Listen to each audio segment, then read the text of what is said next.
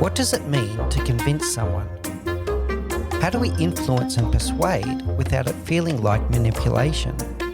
In today's episode of the Leadership Project, I unpack my own personal learnings from the amazing interview with Adele Gambadella and Chip Massey of The Convincing Company and their groundbreaking book, Convince Me. Adele is an expert in crisis communications and Chip is an ex-FBI hostage negotiator. I finish the show today with my own leadership reflections from the week. Influence and persuasion is at the heart of leadership, but there is a danger of it bordering on manipulation or being perceived as being manipulative. The art of leadership is to inspire people into meaningful action around a worthy cause because they want to do it, not because they were told to do it. This means we need to harness the power of influence and persuasion. But as soon as it feels like manipulation, people will feel they are being coerced into doing something that they don't want to do, and they will dig in their heels. Paradoxically, you will make it even less likely that they will take action. So the first thing you need to do is check your motivations. Are you trying to convince someone to do something that's in your benefit, or is it for the greater good? Is it for the good of the team? Is it in the best interest of the person you are trying to persuade?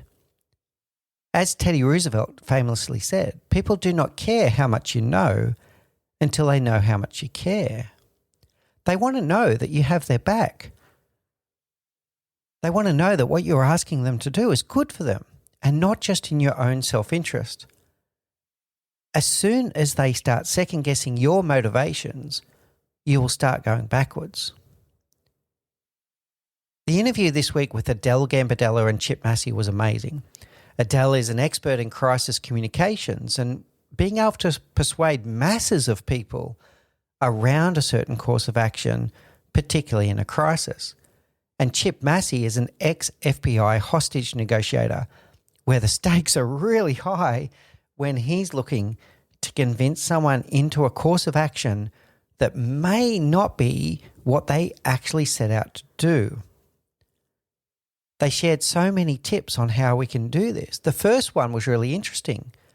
Find common ground.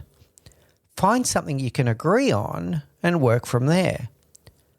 Quite often in a project situation or a negotiation, there is more common ground than there is difference.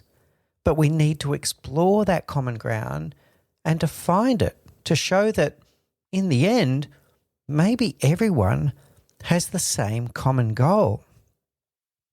It is best not to assume what someone else wants. This can go horribly wrong if you miss the mark. So my recommendation here is to start with curiosity. You can ask questions like, tell me, what does success look like for you? What is most important to you? And what makes that important? And we keep asking these questions to ensure that you uncover what is truly on the person's mind. It might even be a question like, what would you like to see happen? And what you're doing is you're collecting this inventory of understanding what the other person is looking for. As Stephen Covey famous says, seek first to understand and then to be understood. To make sure that you're getting everything, you might even say, is there anything else? Because they might be building up the courage to tell you what's really on their mind, what's playing on their mind, what is it that they're looking for out of this engagement that you're trying to have with them at this moment. It's also really important to play it back to them.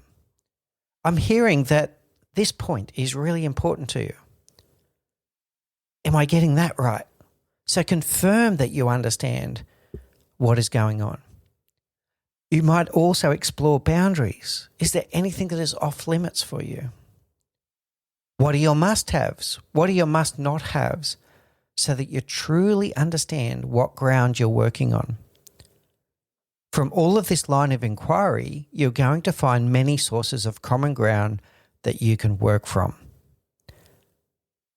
Once the person then feels truly heard, seen and valued, they are then significantly more ready to hear about your needs and what you would like to see happen. So we've spent a lot of time collecting their thoughts, their needs, what's on their mind. Now we're ready to play and put on the table the things that we would like to see, but we can do so in a way that shows that what we want is actually quite congruent with what they want. And you can find that common ground and work from there. Of course, there's going to be points of difference, but now you've got some common ground to work from, and this is going to be easier to start because you've already built some momentum from achieving that common ground. The next key learning from Chip and Adele was to never underestimate the power of emotion. People are generally emotional decision makers that justify things rationally. This includes emotions surrounding their identity and how they see themselves. In their head, in their own inner narrative, the whole time that they're discussing with you, they're asking themselves questions. If I say yes to this, what will it say about me? What will others think of me? How will I explain this to others in a way that is congruent with the story I tell myself about myself? Don't underestimate the power of emotion, and don't underestimate the power of identity and ego when someone is making a decision as to whether they're going to follow your course of action, this thing that you're trying to influence and persuade them around. They're going to ask themselves a lot of questions about what it means about them. Finally, we explored the concept of forensic listening. And you can do this either in real time if you get very clever at it, or it might be to unpack the conversation afterwards to look for clues. Looking for what is not said as well as what is said. Looking at how it was said and what language was used. These clues and breadcrumbs can include all kinds of things, including body language, their tone of voice, their intonation. Did they get completely agitated or excited at a certain point? Did they show disinterest at other points of the conversation? These are all signals and clues as to what is most important to them. Their choice of language is another key signal. Are their words showing conviction on certain points, but more flexibility on other points? From here, we can unpack our curiosity again. You are saying that you cannot do this under the current circumstances. You can reframe that into a question. Under what circumstances would you do this? Or, what about these circumstances is holding you back? Once we have them talking, we use our curiosity to make sure that we're forensically finding what is really most important to them. Once we know what is important to them, this is where we can start influencing and persuading. The key threads in all of this is that influence and persuasion is not about you. It's about the other person. Use curiosity to understand them. Find the common ground. Look for the key signs, that forensic listening. And then you can propose actions or solutions that achieve your goal at the same time as keeping them whole, including their identity and how they see themselves. If you haven't yet caught the full interview with Adele and Chip, I do encourage you to go back to episode 203. There are many more tips in here. I just wanted to share with you my key takeaways from that discussion. Now, on to my self-reflections of the week. For anyone that is new to the show, I've asked myself the same 5 questions every day for the past 11 years. And they are, what went well today? What didn't go well? What would I do differently? What did I learn about myself? And what did I learn about others? On this weekly solo cast, I also then reflect on some of my weekly reflections that have come from that process. So what went well this week? Time with Thomas, my son. And the time was very precious when I was fully present and he had my full attention and focus. What didn't go well? Well, guess what? It didn't go well every day. When things got quite busy and Say and I, my wife, didn't spend time with him and we were not fully present, we noticed that his behaviour shifts noticeably. So what would I do differently?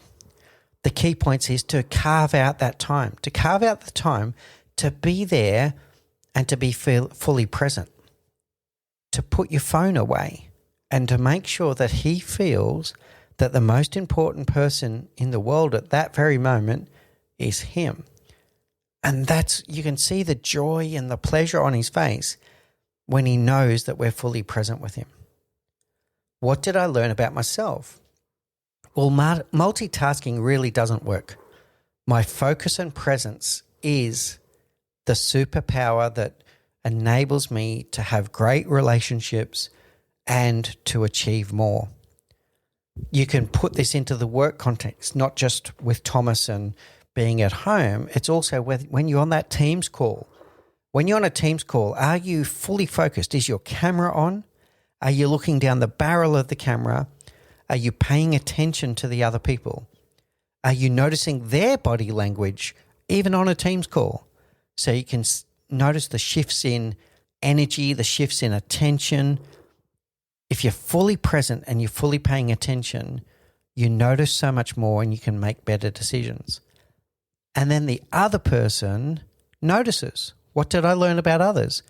People soon notice when you are not fully present, and you will notice their behavior shift. If they feel that you're not really listening to them, they drift and they start disengaging. So, for those that are in the workplace and you're on these virtual meetings, or it could be face-to-face meetings, put your phones away, look the other person in the eye, show them that you're truly present. And then from that presence, you can have a deeper understanding as to what's really going on.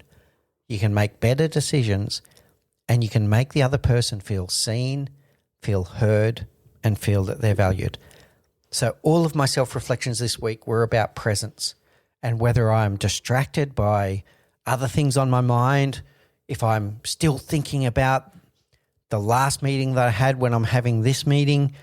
All of these things are intentional things that I'm working to get better at. Okay, that's it for this week on the Leadership Project. Thank you so much. If you are getting great value from our content, we would love it if you would leave a rating and review on Apple Podcast or your preferred podcast service. You can also subscribe to the Leadership Project YouTube channel for our weekly videos, video podcasts, and our live stream shows. I also encourage you to subscribe to our weekly newsletter by going to mickspiers.com, where we share a weekly newsletter of some of the most important leadership lessons we're learning from our guests, but also from the broader world of leadership. Thank you for listening to The Leadership Project at mickspiers.com. A huge call out to Faris Sadek for his video editing of all of our video content, and to all of the team at TLP. Joanne Goes On, Gerald Calabo, and my amazing wife, Say Spiers. I could not do this show without you. Don't forget to subscribe to the Leadership Project YouTube channel, where we bring you interesting videos each and every week. And you can follow us on social, particularly on LinkedIn, Facebook, and Instagram. Now, in the meantime, please do take care, look out for each other, and join us on this journey as we learn together and lead together.